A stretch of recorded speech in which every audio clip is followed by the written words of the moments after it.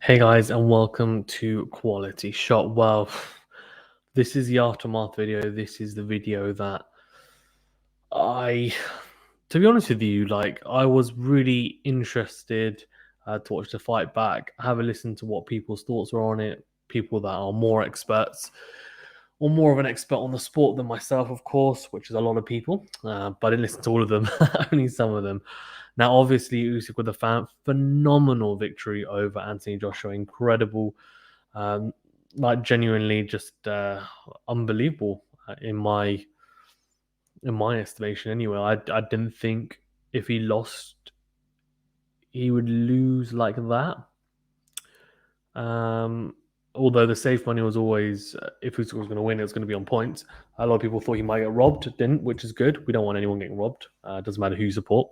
I was supporting AJ, but doesn't matter. Like if Usyk wins, he wins and should win rightly so. Obviously, there was controversy on the Hatton fight. We'll get into the undercard fights after the AJ Usyk one because I think everyone's here for AJ Usyk. As you can see, I've got the scorecards as well on the screen. So the official scorecards from each of the three judges. Thank you, Eddie Han. He's sharing it on his Instagram stories. That's what I got here. And before we get into it, I've actually opened up a Discord. So it's a discussion server. It's free. The link is in the description to the video. And also it will be, the link is there. So you can just click on the link, copy and paste it. And you can join, and there's different channels for different sports. Obviously, boxing's on there, and you can discuss whatever you want. For example, Joshua's lost to Usyk with other subscribers and also other people on there from the channel. Right, let's get into this then. So, obviously, you would have heard, I'm assuming anyway, myself, Muhammad, do the immediate reaction after the fight. We watched it together at my place, and then we did a video basically together. Muhammad was very smug because he was he was rooting for Usyk and expected him to win. That's exactly what happened. And me, I just thought AJ would be too big. I know that obviously he's faced Chisora, who's heavier, but I just thought the size difference and reach difference, and from what we've seen from Usyk at heavyweight, it wasn't going to translate to a victory in this instant. Proved everyone wrong, including me. I mean, he basically just went into prime cruiserweight mode against Anthony Joshua and somehow managed to keep that speed, increase his power. The movement was phenomenal, genuinely, and I think I was watching it, and it's funny. Obviously, who have watched the immediate reaction were thinking this guy's a loony because I think I had,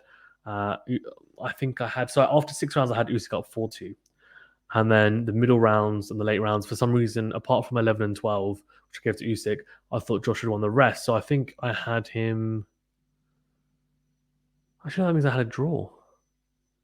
No, I gave Joshua the 11th, which I probably shouldn't have. So I think it was 7-5 I gave to AJ. And I was like, look, you can go either way. It's not really a robbery. If Usyk wins it, I can see how he wins it as well. And it's kind of what you like. But then when I watched it back as well, and also at the highlights, etc., and also the full fight again, I realized that one, I was concentrating way too much on the work that AJ was doing. And sometimes when you watch a fight and you're so engrossed and you're rooting for someone so much that you are just almost primarily watching what that one fighter is doing when he's evading shots, when he's landing his shots, and you take much more of a note of that. And there's obviously that bias involved. And I felt like I had that. And after as well, and I was talking to my mates, and everyone was like, "Yeah, Usyk," and I think someone had a draw, and I was like, "Okay, just me then." And then I watched it back, and I thought, "Okay, fine." Also, the camera angles were just crazy at times, and I think because the camera was struggling with Usyk's movement, there were times where I think he was tagging Joshua, but the camera was behind Joshua's head, so you couldn't see whether he was landing cleanly or not. Either way, it doesn't matter. Like clearly, I was wrong in my initial, scoring, and I think it was the rounds in the mid to late rounds that I got wrong, where I gave him to AJ. I think with the rest of the fight, I was okay, but those rounds were clearly quite key, and Usyk did a bit of work. So you can see the scorecards here, obviously as well. Howard Foster. I mean, I'm not sure how you can give AJ the first round. That's ridiculous. I mean, the first round was clearly Usyk's. The two backhands in the first round, and then AJ didn't do anything really in that whole round. So I'm not sure really how you gave it to AJ. But anyways, the second round, you gave it to AJ 5. I think I actually did give it to AJ. Then after that, it's just like it's carnage for the next 3 rounds. I think Usyk for sure. And then yeah, I mean, look, but you can see there. Look, so the last 4 rounds, all three of the judges gave to Usyk. I think that's the big difference. So obviously, 115, 130 was Howard Foster, and I think, look, I think that's okay. It's probably more in the region of 116, 112, which is what Steve Weisfeld gave, and then also you had 117, 112, which Victor Frosedchenko gave. So I think Steve Weisfield is the neutral judge. Howard Foster's a British, and Victor Frosedchenko, even if I said that right, is the Ukrainian one. So kind of makes sense. There will be a slight bias there as well, subconsciously even. So that can happen. Right, okay, enough of the scores. I'm going to go into something which I thought was really interesting. I want to go into it because I just think it's very worth looking at before I kind of break down the fight. And it's Usyk's run in his last. Let's have a look how many. And it's from BT Sports. So thank you, BT Sport. Look at this. Look at these wins. 1, 2, 3, 4, 5, 6, 7, 8. So his last 8 championship fights, well, for the most part anyway. I mean, they've actually excluded, Chaz Witherspoon, but he hasn't fought at home for the last 9 fights. He's beaten Glowacki in Poland, Michael Hunter in America, Marco Huck in Germany, Maris Breedis in Latvia, who's the man at cruiserweight now. After Usyk moved up, Glowacki obviously, or Coley beat him in the Coley's title fight. Not a bad fighter, but limited, but still a good win. Michael Hunter, very good win. It was a pretty tight fight. Michael Hunter's shown his worth at heavyweight, hasn't lost a fight yet. Drew with Povetkin, a lot of people thought he won that, including me. Marco Huck in Germany, a good cruiserweight, beating him was a good win. Maris Breidis is a fantastic win in Latvia.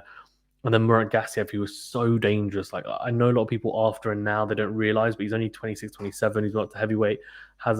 He just keeps on getting injured. But at the time, it was seen as like a 50-50 fight. And Murat Gassiev possesses really big power at cruiserweight. So that was a really impressive win from Usyk. A very easy win as well. And Tony Bellew, I mean, fantastic win, obviously, here. Tony Bellew looked good for a couple of rounds, and then Usyk took over, and then Chisora.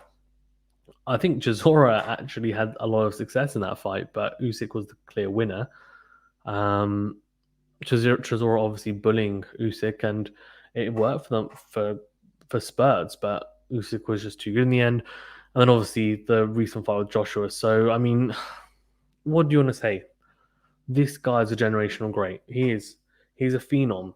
He's became undisputed champion in the cruiserweight division, right, without fighting at home. And he's now become unified champion in the heavyweight division without fighting at home. Unbelievable. He actually did say he'd love to have it at the Olympisk Stadium in Ukraine.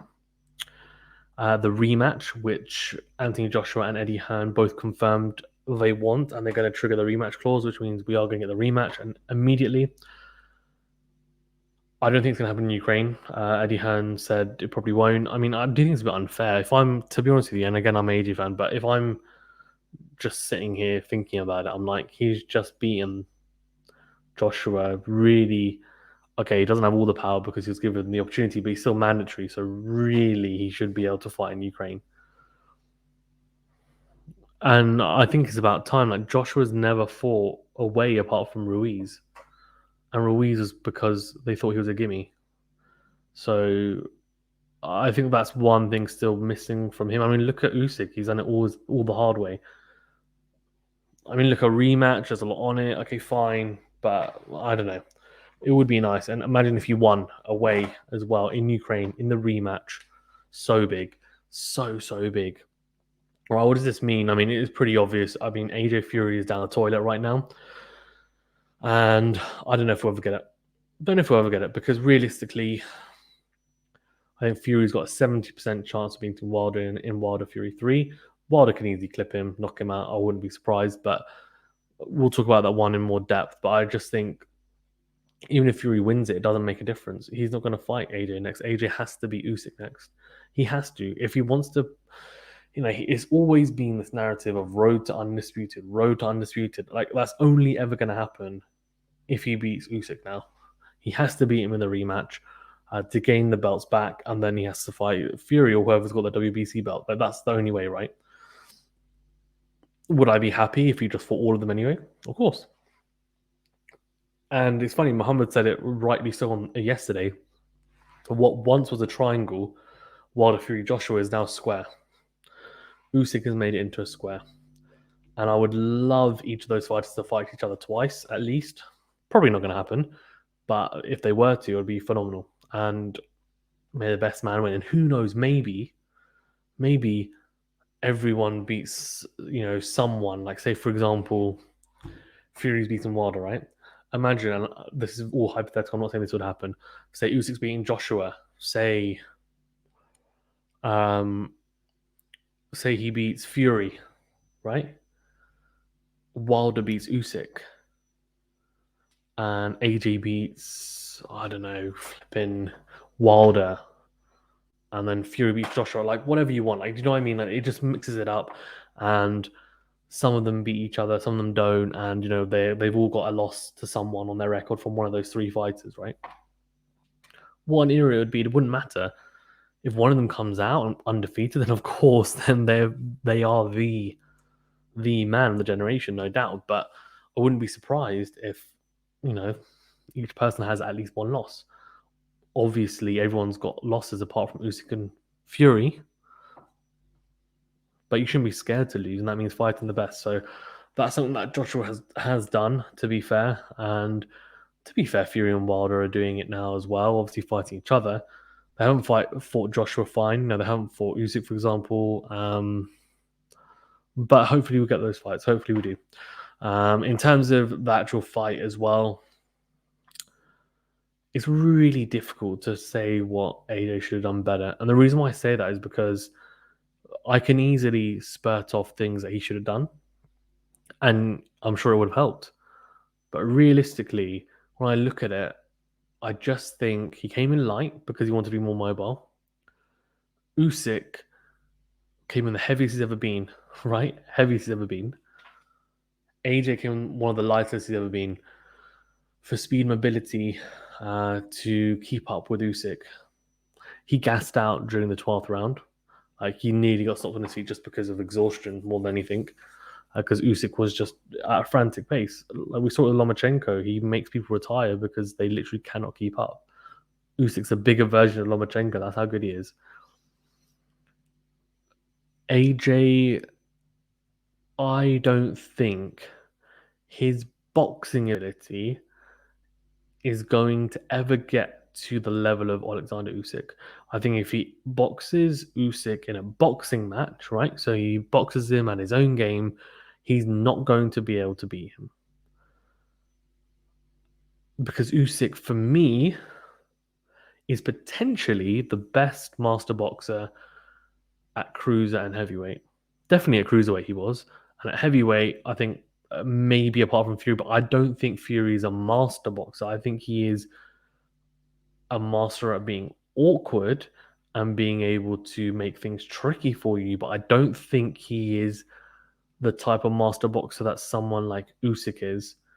If that makes sense, probably doesn't. But yeah, I mean, that's kind of where I'm getting at. And I personally think that the only way Joshua beats Usyk is rather than, playing a chess match in the first few rounds, he just comes out and says, I'm going to be the Joshua that knocks people out early. And I'm also going to not go to just that raw version of me, but I'm going to be rough. I'm going to be ready. I'm going to throw a lot of punches. I'm going to make sure that I open up and I throw big. And if I get caught, then so be it. But I'm going to accept that trade off. And I'm also going to incorporate my boxing IQ into that to set up traps and then throw big. But the issue that we had is that he was setting up traps. He'd tag Usyk and then he would basically go back into his shell. He'll tag him. He might hurt him a little bit or stun him, and then he would retreat. He'd retreat. He would. It was one shot, two shots. Usyk was combination punching, movement, and we said it in one of our boxing chats with friends. One of them said that he won this on movement and combination punching, and it's true, he did. He did. The backhand, like I don't know what they're doing in camp because Usyk tagged Joshua so much with that backhand. Genuinely, the head movement from AJ is one of the best I've seen in terms of the other shots, like evading the hooks. I thought was pretty good. The uppercuts inside work, clinching it at the right times was okay as well. Didn't really utilize the uppercut at all though. Anthony Joshua didn't utilize the left hook, which for the most part is a very dangerous shot, and to a southpaw, like it's a perfect shot to utilize. So why not throw the left hook? And the biggest thing for me is that when you face a mover, and the best example that I can think of off the top of my head, which is probably not the best example because at the time Amir Khan had moved up 2 weight divisions, but Canelo Alvarez versus Amir Khan. You watch that match and Amir Khan is up on the cards, yeah? Fine. Because he's a master boxer, he's quick, really quick feet, quick hands. Well, not really quick feet, but quick enough feet, right? And lightning fast hands. He's a mover. A box, come in and out, in and out, in and out, in and out, in and out. Right? Not the same as Usyk, but we're talking about, much the muchness in terms of what he was trying to achieve, right? Anthony Joshua should have done exactly what Canelo Alvarez did, and he threw that shot only once, which was a left hook to the body of Usyk. He threw it once, and it was a really you could see it hurt Usyk, and Usyk was like, "Oh," and then he didn't throw it throughout the whole fight. That specific shot to the body, he threw some body shots, but they weren't as telling. And the biggest issue for me was that he didn't go to the body enough. He just didn't go to the body enough, and what Canelo did against Amir Khan was he threw that left hook to the body, that liver shot, every single round, multiple times. As soon as Amir Khan came in, he'd just throw it, and it would be okay. And then Amir Khan would go out, and Amir Khan's probably thinking, okay, you know what? It's a shot to the body. I'm okay. He slowed him down because what happened was that Canelo kept on pounding at the same area, and his body broke down on Khan. You could see he was in pain, and the next thing you know, he steps in. He's not as quick as he was, and Canelo catches him and knocks him out. Now, I'm not saying that Joshua is just going to be able to knock Usyk out by just going to the body more and by utilizing that shot. No, of course not. Like you have to be clever about it. You have to set up traps, etc. But if he works the body more, he gives himself more of a chance for sure. He slows down Usyk, no doubt because he's got power. Joshua, of course, he has to be accurate with the body punches. He doesn't want to also throw and miss a lot, and it'll just expend unnecessary energy. There's a lot to think about and unpack here because the issue is that people say he came in too light, but then if he comes in heavier, which it seems like he may have to do in the next fight, that means that he has to trade off a little bit of speed for power. Is he going to be able to tag Usyk? Because Usyk then will be able to move and evade easy, you imagine. So is Joshua going to end up looking silly and throwing wildly? I don't know. I don't know. Like that's potentially what could happen. So the rematch to me is really intriguing. I think it's definitely a lot harder than the Andy Ruiz fight, the Andy Ruiz rematch, because anyone can get knocked out in the heavyweight division. It happens, but to get beaten up like he did by Usyk, and it was a beating, and you saw Usyk's face to be fair, and he also took some licks. But the difference is that Usyk doesn't have the power of Joshua yet. He nearly knocked him out at the end. He rocked him a couple of times. There was also that backhand where Joshua went flying back and didn't get floored, but almost. And there were a couple of times he was definitely hurt, and he got hurt more times, I thought, than Usyk did. And Usyk looked like he was hurting Joshua more than Joshua was, and that's because Joshua wasn't throwing with much intent at times. Also, the jab, like I think maybe he was pouring it because he realized that I'm probably not going to land. So it was almost like a feint to then come with the right hand, or just a shot to throw so that it would, I guess, put Usyk off balance, and then he could throw the right hand and set up that 1-2. Because everyone knows that right hands down the pipe are so effective against southpaws, and vice versa if you're a southpaw against an orthodox. But like the jab was, I don't know, like it was normally you see Joshua, and in the past you used to have a ramrod jab, right? Then he figured, okay, well, I can also throw the jab from the hip. I can throw it from the shoulder. I can, I can mix it up, vary it, throw the jab to the body. I can also have a pouring jab as well and have variations of it, right? Which is fine. Like that's what Fury's got. He's got fantastic variations, doesn't he? He does. But the issue for me is that Joshua was just throwing this pouring jab throughout the whole fight. He was coming down to the level of Usyk at times as well, and he was throwing a pouring jab all night, mostly missing. And I'm just like, what are you doing? Like, genuinely, what are you doing? If you're going to throw the jab, just throw it in his face, take him off balance, right? Make sure that you're landing it. Make him know that you're there because Usyk was just like, I'm in the middle of the ring and you're not going to be able to push me around. And that's exactly, and Joshua was like, okay, I won't push you around. I was like, what are you doing? Like, physically impose yourself in the middle of the ring. And he didn't do that with the jab. And then the right hand as well, didn't throw it enough. Didn't utilize the left hook at all. The body shots weren't there. And I'm just thinking to myself, what's going on? And just to the body, I was screaming at the TV, like, go to the body when he has to go to the body more. And Usyk was just pivoting. He was evading Joshua's shots. He was making him look, silly at times. Joshua would throw like a big right uppercut when he was out of range. You're just thinking he was getting desperate. The weird thing for me is that when I think it was towards the back end of the fight, and Usyk looked like he was almost going to try and knock out Joshua. Like his output started to increase, the flurry started to increase, and I thought, is that because he thinks he's down the cards? But clearly he wasn't down the cards, right? As we saw, although I guess he won the last 4 rounds, so maybe not down the cards, but it was pretty. No, it would have been even at that time on a lot of people's cards, or Joshua was in front. So actually, that's probably why he thought, well, it's close, and then he just completely took over in the fight from 9 to 12, like completely took over the fight in the ninth round, and just Joshua just couldn't keep up, and that's it. He was gone. Legs were gone, physically gone, and it was a systematic breaking down from Oleksandr Usyk.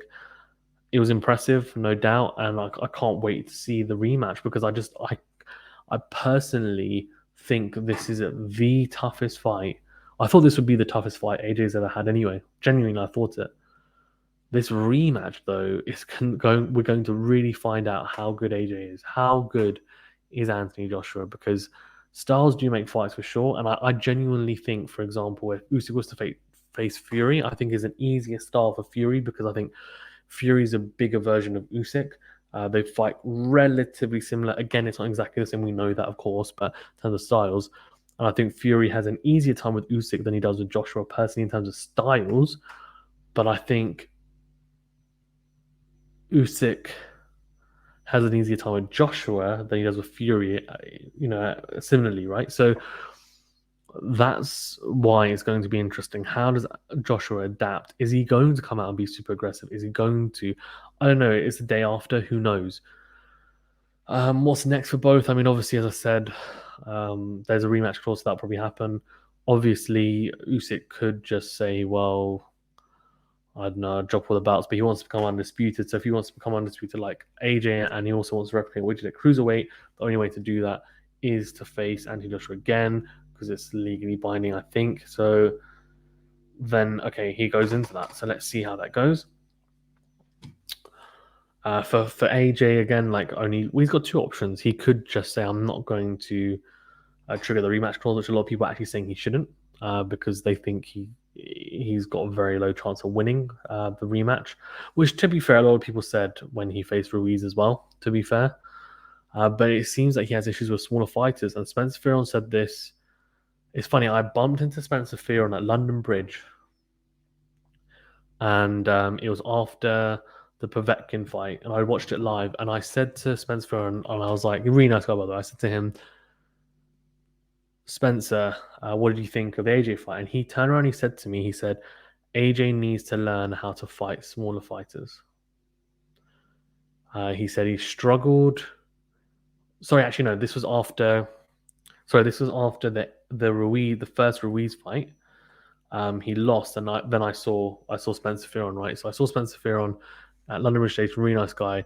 I stopped him actually. He was on his way to somewhere, and I just said to him like, "Look, I really enjoy your show, blah blah," and I just said, "Look, what do you think of AJ's loss to Ruiz?" And he said he wasn't super surprised because AJ needs to learn how to fight smaller fighters. He shouldn't be going down to their size. He said he struggled against Povetkin early doors, which he did. I mean, his nose got broken and then managed to knock him out. But he said against Ruiz, he's got faster hands, etc. Like it would be a struggle. And then he also predicted Usyk was going to beat Joshua, not in that conversation, but later on. He's called the knowledge for a reason, clearly, but not just that. But he clearly has a point, and it's telling. Look at it. He struggled with Povetkin, right? He struggled with Parko, slightly shorter as well. It was a points victory, but it was very cagey, and Parker wasn't able to work. He then struggled with Ruiz, lost the first match, and had to outbox him. Just again, it wasn't a hugely convincing performance, but he won by a wide margin because he boxed and moved fine. And then against Usyk, he tried to box against a boxer who's smaller, and Usyk outboxed him. So then, is he going to try and go to what he did against Ruiz in the first fight and try and bulldoze Usyk? But then is he going to have the feet for it? I don't know. So clearly, he has an issue, and I genuinely think that stylistically, Usyk is a harder fight for AJ than Wilder or Fury. And you might call me crazy, and that's not to say that he may not beat Fury or Wilder if he was to face them. But I just think in terms of stylistically, what's an easier fight? I think Wilder and Fury is an Usyk for Anthony Joshua. Usyk's a southpaw, 1, and 2, he is not super tall. 6'4" is still not small, but when I say when Spencer's saying smaller fighters, it's fighters that are kind of are below his height, below the 6'5" mark. He's 6'6", isn't he, Joshua? I think so. Anyone below 6'5", he struggles with. Pulev was around his height. Usyk is 6'3", 6'4", I think, if I'm not mistaken. So I don't know, but either way, let's see what he does. Does he sack Rob McCracken? I don't think he should. But then I don't know. Some of the advice given in the corner was crazy, like jab and move, and I was just like, "What is this? What is this advice?" Like he was down the cards, and he should have been told, "Go out there and get the knockout," because I was going to lose this fight. No one said that to him at any point. And AJ knew he lost because as soon as the scores are getting read out, he was walking to the other side of the ring, like, okay, yeah, knew I lost that. And I'm like, well, what? Then just throw the kitchen sink at him. But maybe Usyk was just that good. He broke him down and physically he doesn't have an him. AJ, I don't know. But I'm assuming there will be some tweaks in camp, whether it's personnel or tactics or both. But I'm assuming it'll probably be both even. Sorry. Let's see how he adapts, and it makes it intriguing for Fury Wilder 3 because does that mean that Fury has a bit less motivation to beat Wilder because he knows or thinks that I'm not going to be able to face Joshua in a huge payday. Usyk's not really a big money fight. He said it in the past.